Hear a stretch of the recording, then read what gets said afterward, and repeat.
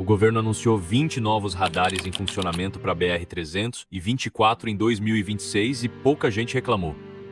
O problema é mesmo excesso de velocidade?